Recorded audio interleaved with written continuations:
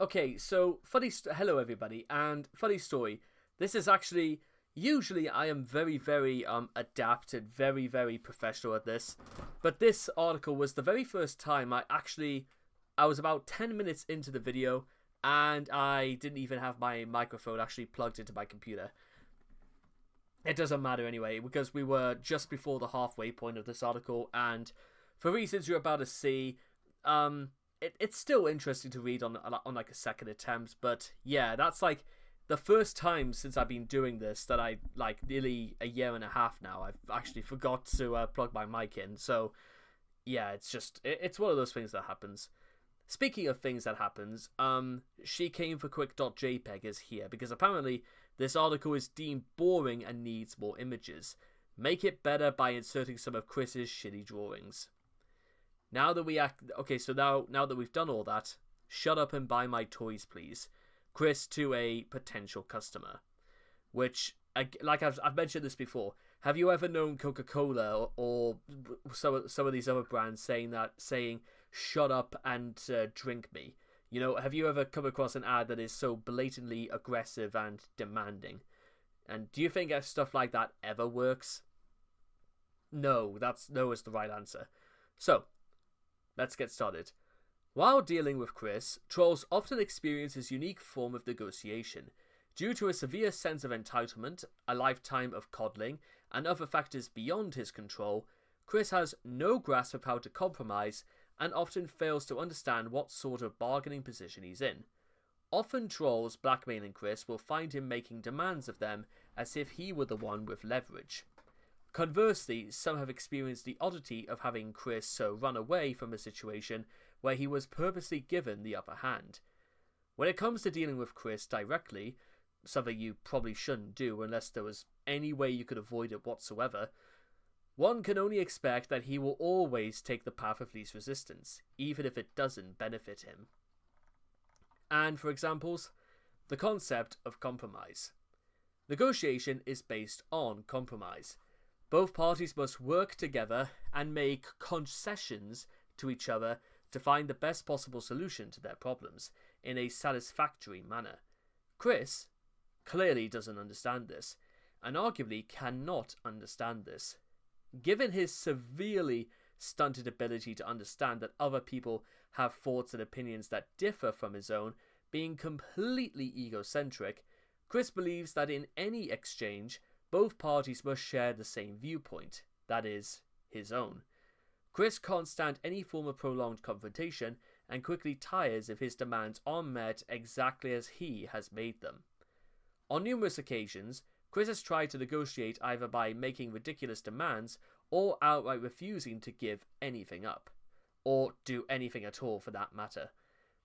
After he makes his case, his mind is theoretically closed on the matter, and he is unwilling to budge.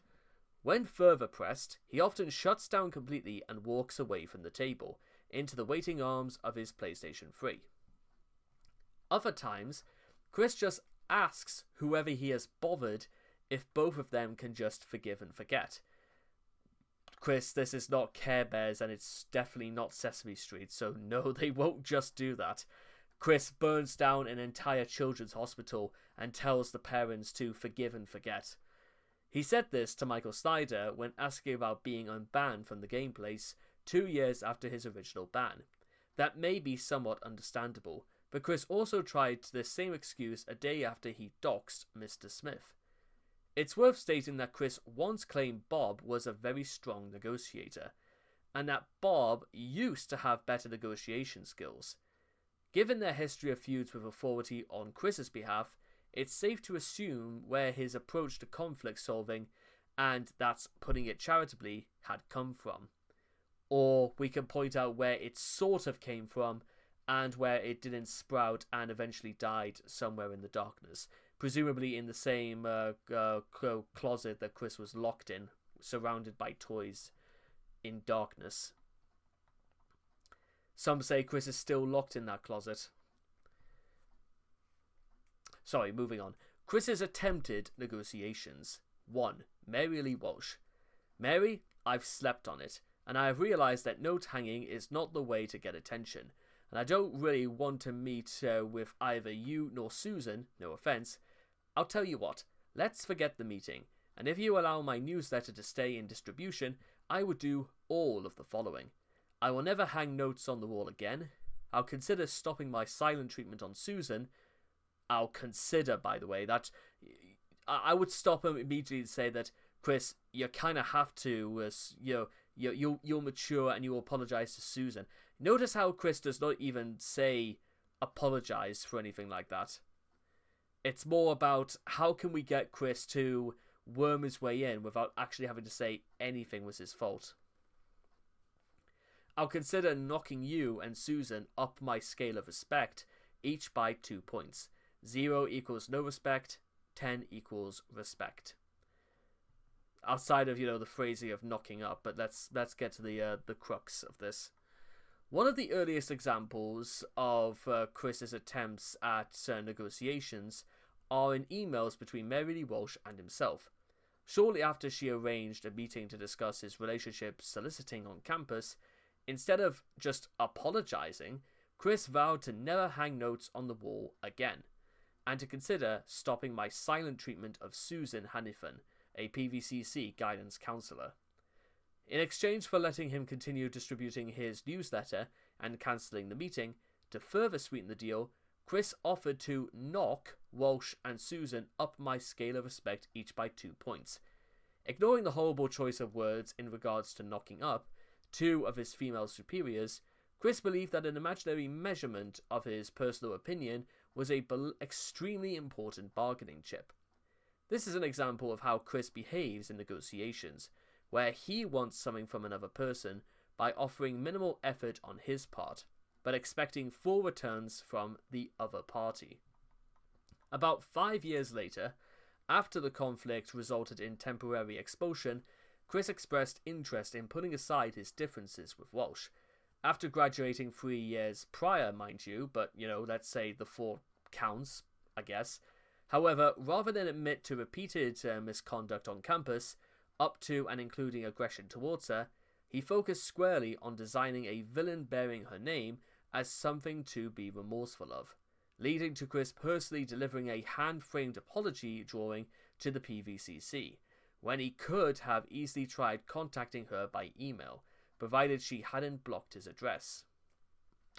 I mean, there's that. To make a long story short, Chris expected someone he had previously made into his own personal target of revenge fantasy to graciously accept this ludicrous attempt at reconciliation, and when she inevitably did not do this, his hatred of her instantly reignited. Even that was not the final time he demanded she make peace with him, and repeal his ban from the PVCC. Similarly, failing to acknowledge any mistake he had made other than drawing up a malevolent fictional counterpart. This presumably failed to cut ice likewise. And considering Chris never did this, we can only assume Chris didn't really learn his lesson, because it's more like Chris learned what not to do as opposed to learning what is the right thing to do. And Chris still holds, despite all of this being Chris's fault in the first place, and the actions that Chris took, it's kind of surprising why Chris even thought to apologize in the first place. Some may argue it was just Chris trying to attempt to at least maybe be the better person, which might have been understandable, but unfortunately they are not going to see it that way. Shigeru Miyamoto. During the Nintendo saga, Shigeru Miyamoto stated that Chris meet him at Nintendo's American headquarters in Redmond, Washington. Chris handled this by making a video where he pretended to come back from Redmond when he never left the house. Chris demanded that the CEO of an international company come to his house and meet with him. When Chris was pressed as to why the meeting had to be at his house, Chris said that he had no money. When he was asked why he had no money, he said he had no job. When he was asked why he didn't have a job, Chris made various excuses and cited his very brief employment at Wendy's. He also insulted Miyamoto, asking him, "Are you the Mario who plays fair, or the Bowser Koopa who cheats and lies?" This sort of pass-the-buck attitude is very common when dealing with Chris. Nothing negative can ever be his fault. good to know it wasn't the actual Miyamoto who responded to this, because, well, they literally would have never have negotiated with Chris or talked to him ever again with this bizarre, like, level of, what do you mean? Audiobooks. In 2009, Chris came into contact with Vivian Gee, a white knight, who eventually turned into a troll.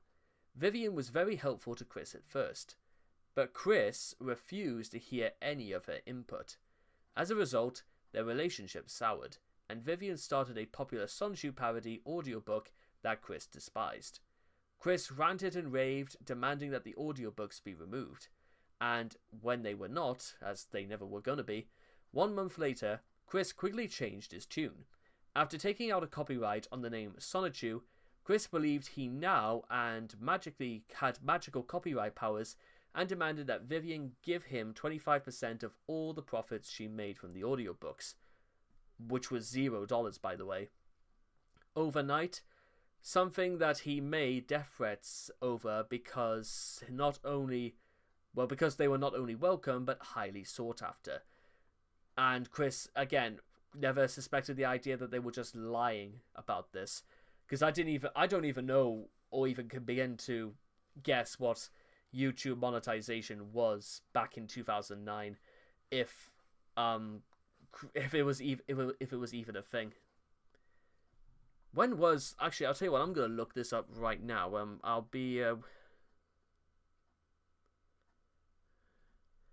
gonna find out when was like YouTube monetization brought in.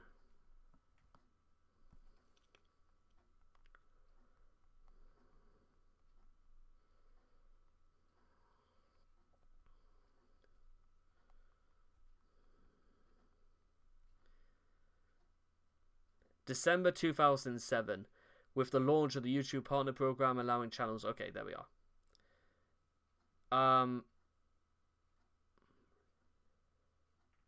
And then in 2012, it opened them up to all parties, not just those at the very top of the tree. Okay, fair enough. Jack Thaddeus. When Jack stole Chris's PSN accounts, Chris asked him, "Why don't you come down to my house yourself in person, unless you are the cowardly weakling?" Jack had to remind him that he, Jack, held all the cards, and Chris was in no position to start making demands. That is my house. After his parents ordered that he remove all copies of his video tour of 14 Branch Lane Court from the internet, Chris made another video in which he made his demand that all copies of the tour, which had been uploaded by trolls, be taken down. Rather than calmly and politely explaining that the videos posed a threat to the safety of his family, which would have at least gotten some of the trolls to remove their copies, Chris loudly shrieks like a child and even turns his demands from being idiotic to being vaguely insulting by admitting that it was his fault for uploading the videos. Albeit by brute force and shouting, but even so. Then immediately threatening the trolls with detectives and police if they didn't immediately do as he asked. Humorously, Bob does a better job at mentioning how serious the situation is, but because Chris didn't include his speech in the final video, the damage the trolls would cause in result was inevitable. The Sweetheart Sagas. Whenever Chris wants to meet one of his sweethearts in real life, he usually wants them to come to him, no matter how difficult such a trip would be. He wanted Panda Halo to come to him despite her living in Australia. He wanted Julie to come to him even though she was supposedly a poor immigrant who couldn't afford a car or bus fare. He wanted Casey to come to him even though she lived in the DC area, which is an hour or so from Ruckersville. One of Chris's sweethearts, Jackie, was willing to have a relationship with him as long as he tried to become a better person. Instead of trying to put more effort into and try to better himself, he decided to end things, deciding that was just way too much to ask. During the Julie saga, Chris made several deals with Clyde Cash and the Miscreants, all of which he reigned on.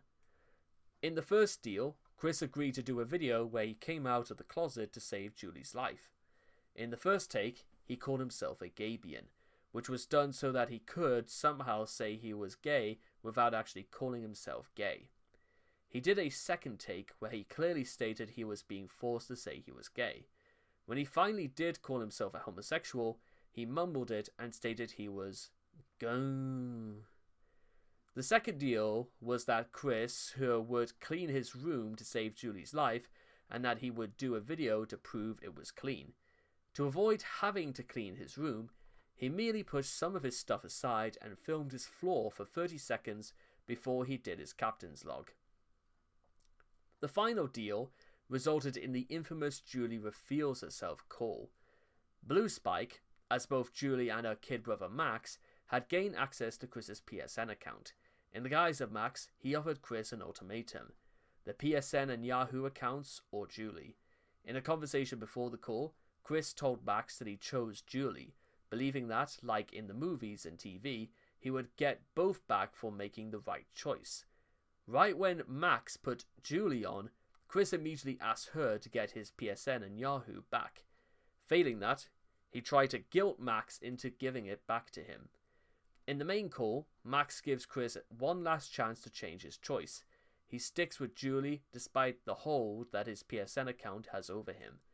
When Max threatened to sell his account on eBay, he revealed that he made the right choice and that he deserves his PSN. Yeah, and by the way, in case you're wondering if it means any other levels of negotiation, well, then just that, well, no, not really. Chris, the CWCipedia captain. When Chris was given his own wiki for free, he demanded complete executive control from day one. In his mind, this meant that every demand he would be fulfilled by the staff, and that anything done without his permission would be removed immediately. He insisted on a gaudy background and threatened to stop working whenever the webmaster displeased him. Later, when Jack Thaddeus graciously paid for the CWCipedia's web space with ads featuring homoerotic images, Chris went on a tirade and immediately demanded that they all be taken down, yet refused to even consider paying for his website. When removal failed, as it inevitably did, he said that he wanted them to be smaller, as if he had some say in how large advertisements were. Chris had no concept of how advertising worked, but merely assumed that he had the final say in everything. Later, during the popularity contest between Rosechu and Asperchu, he tried to make amends with Alec Benson Leary to remove Asperchu ads from the front page of the CWCipedia. However, instead of making reparations, Chris demanded, take a shot every time you hear that, by the way, that Alec tell his fans to go back to Rosechu. Chris, who was in no position to start making requests, attached several clauses to his apologies. Chris's list of demands was larger than the apology than they were bundled with. Because that's exactly how you do an apology. You immediately start by attacking the person you are apologizing to. All of this came after Chris drew a comic where he broke into Alec's house, stole a dating game from his Xbox 360, blew up said Xbox, and freed a group of Rosechus that he implied were the victims of sexual abuse. After finally fulfilling most of Alec's requests in a substandard and slapdash manner, Chris graphically killed him, his webmaster and two other comic artists in Rosechu issue 10 as some sort of childish form of revenge. Michael Snyder is cold-hearted and mean. Less than 2 years after getting banned from the game place, Chris wouldn't take no for an answer. So he decided to try and persuade Michael Snyder to let him resume patronage. When an apology letter was met with point-blank rejection, as well as an anti-Semitic insult and a call to the police, Chris demanded his fanbase harass Mike in retribution on his behalf. Unfortunately for Chris, his decision to recall the altercation as evidence in case he needed to prove he was faced with aggression led to his fans praising Mike for sticking to his guns against Chris. Again, why Chris didn't... Again, because of Chris's lack of self-awareness, Chris never really seemed to have the precognition or even the post-cognition to stand back and realize, wait a minute, I've been here before, and it didn't work out for me the last time, so what's different about doing it now? The PlayStation Network. Chris's PSN account was victim to getting hacked by trolls numerous times, who'd made various demands. The most common of these demands is that he sell or throw out some of his beloved toys or games. Despite his claims that he plays with everything in his room, a glance at his PSN account shows otherwise. Most of his PSN activity is divided between Little Big Planet, God of War 3, and Mod Nation Races, which leaves most of his vast collection of games untouched. Even though he doesn't use the majority of the toys and games he owns, he refuses to sell any of them. This refusal is usually followed up by him saying that he doesn't have the money to do something that would improve his life. Between late August 2010 and early September 2010, Chris was met with the opportunity, not really, of gaining $9,001 in exchange for the destruction of his PlayStation 3. Needless to say, it didn't go that well. The bounty was only for trolls and was, in turn, fake. However, Chris tried to haggle, albeit very poorly, with Clyde Cash and Surfshark Tito to get something that never existed. The ultimate result of this was that Chris was actually waiting for his money at the Charlottesville Fashion Square, after being tricked into going there. After realizing he had been tricked, he ended up by telling them to go point at your own damn snouts and oink like Eric Cartman, and then wrap yourselves before you damn Darth Maul dual lightsaber. Fuck off and die, both of you. Yeah, and Chris also permanently retires the Jenkin Jinkies troll persona. It didn't work out that well for Chris, to say the least. Flipnote Studio on 3DS. In one of Chris's many Flipnote Studio creations, he requests that Nintendo port the software to the 3DS platform. In typical Chris fashion, his animation consists of him yelling loudly and demanding that Nintendo bring the software to the 3DS. Chris has spared his voice to the point where it's hard to decipher what he's saying, but he assumes that being loud will get you what you want. Throughout the entire animation, his tone of voice... You know what, actually, to be honest, can we see, is there any way we can actually see any of this? Well, probably not, but his would suggest that he's under the impression that he's some sort of spokesperson for all Flipnote users. Nintendo eventually released a Flipnote Studio 3D in February of 2015. Whether Chris technically ever used it is something that is, well, questionable, without any evidence. The Calling Out Saga. Returning to YouTube after an 8-month hiatus, Chris decided to confront two of his trolls, Surfshark Tito and Forg, over what they've done, and demanded that Tito apologize to Sony over the hackings and to the Wallflower, using her real name, too, for breaking them up. Then give him $1,000, and telling Forg to apologize for putting up pictures years ago, and to put a non-slanderous billboard saying that Chris is straight. He also wants them to remove all contributions to the Quickie. If these weren't done, he'd reveal their pictures and possibly other docs and have the trolls troll them. Despite the fact that, well, Chris may feel he's motivated by, a sense of justice, but doxing is still illegal, well, especially if, you dox somebody who, to all intents and purposes, might be completely innocent, which is something that does happen, especially when Chris was given information that suggested that Alec Bensaliri was YouTuber Fat Man. And then Fat Man made a video saying that he has no idea what's going on. I am not this Alec Bensaliri.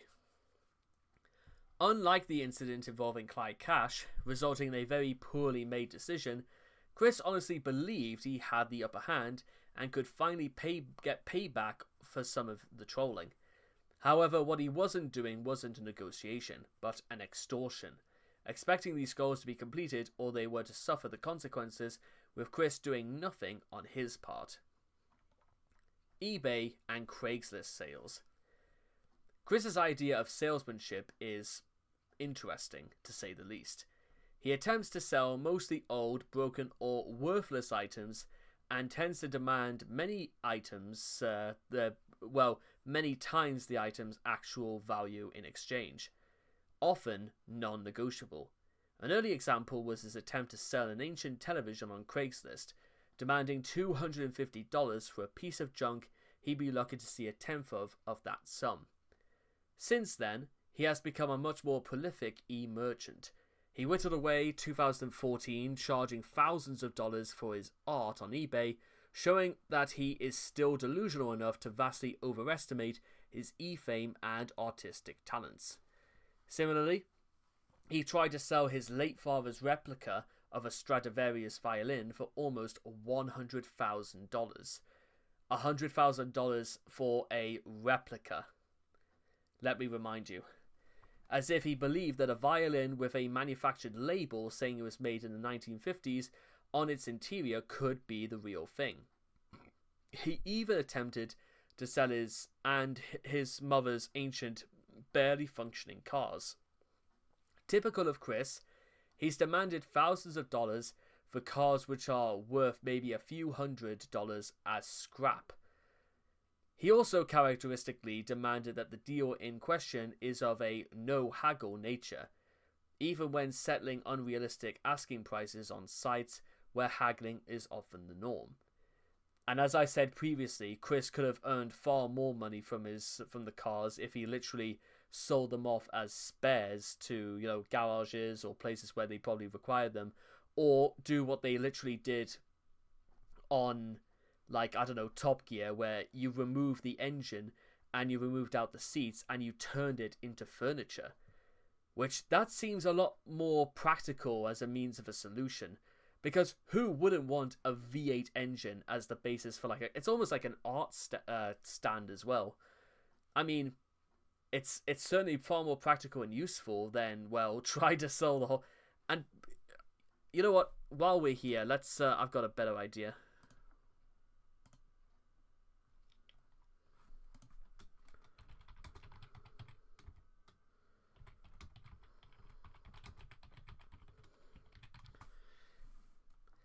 See, this is the sort of thing I'm talking about. Use the cylinder heads, you could use them as wine bottles. And literally, you could almost, who wouldn't want something like this? Or even what they did here, the V12 coffee table. Who wouldn't want that? That looks fantastic as a display, that, doesn't it? Very, very funky. And here's another V8 can be used as a table. They even still have the crank axle and stuff like that in there as well. Or even, a V12. I know, again, I'm clutching at straws saying that Chris wouldn't know what to do with it, but you know what? That's how you do it, guys. And Chris missed out on the trick. Needless to say, most of Chris's merchandise either go unsold, or he is forced to accept a more realistic price for it. We can only assume the rest is bought by his most avid fans, who glory in the opportunity to possess samples of his fine work. However, Chris may not just ask for ridiculous prices in exchange for his shitty possessions, because he's taking his prospective buyers for fools, because he doesn't know the first thing about value. Consider his lavish spending sprees that transcended his ability to fund them. His parents taught him nothing about the value of money, which he thinks can be pissed away nonchalantly. He also struggles with measurement, as evidenced by his estimation of a 12-pack of canned lemonade weighing 50 pounds, a symptom of autism. It's possible that his incompetence in this regard also extends to an estimation of value. The reality, however, could also be something much more sinister. The high prices he sets for his goods may not be due to ignorance of value, but a symptom of his abject materialism and hoarding, inherited from Bob. It's possible that Chris is so attached to and obsessed with his material possessions that he seriously finds his ludicrous prices an acceptable consolation for him to have to give up part of his precious hoard. Unbanned contracts. In October 2016, Chris delivered contracts to at least 2 stores, GameStop and Best Buy, from which he was banned. In these contracts, which were likely not signed, he puts in a clause stating the stores in question couldn't call the police against him, which is illegal, by the way, because contracted laws can only be enforceable if the contract is legally forcible. Saying, what a person can and cannot do is, well, especially when it comes to matters about why do you not want the police to be involved, would render this null and void, because, again, in the Constitution, it's something about, they more than have that right, making the contract null and void since contracts can't protect against prosecution. He also wants the managers to forgive and forget, and claims that not signing proves they are the most uncompassionate and lacking of heart and the soul of any person. Sonic World. If, for whatever reason, you needed further proof that Chris hasn't learned from previous failures at negotiation, the trouble he got into with the Sonic World Discord server in late 2020 is a perfect example. Chris took Serious Fire's Sonichu character mod and reposted it with considerable alterations, i.e. replacing the soundbites and character bio with what he had made, and absolutely zero permission from the modder whatsoever. After he was rightfully kicked from the Discord server for his unwanted misuse of someone else's hard work, as well as an egocentric tirade on his Twitter, with more expression of his delusions, he went on to have a word with Serious Fire himself. Instead of acknowledging that he had done something wrong and offering to work things out, which no one would expect from Chris by that point anyway, he opted to berate Serious Fire. Not only was he under the impression that him crediting the modder and Sonic World being a non-profit fan project would justify meddling with data unauthorized, but he also proceeded to claim he was hurt by the so-called act of generosity to help Serious Fire be made famous, and outright accuse him, along with others in the server, of being ungrateful and selfish. Well, they were told, alright. In fact, they were told so badly that Chris was banned from the server, just so that they can wallow and continue on with their lives as normal, and pretending that they even had ever heard of the name Christian Western Chandler. Sure enough, Chris was eventually banned from the server, no closer to getting what he wanted than every previous conflict he failed to amicably resolve by his own fault. In court. When Chris was arrested in August 2021, he found himself before the courts to be arraigned for his charges. After being reminded that said appearance was to determine if he would be given bond or not, based on his likeliness to appear on trial if he, the defendant, constituted a danger to himself and others, Chris made demands that he be let home to collect his things, but not before risking contempt of court by doing things such as stomping his feet in anger and interrupting the judge several times with inane outbursts such as, "I'm famous on the internet." And these weren't even released by trolls or anything like that, or this was released by the jail.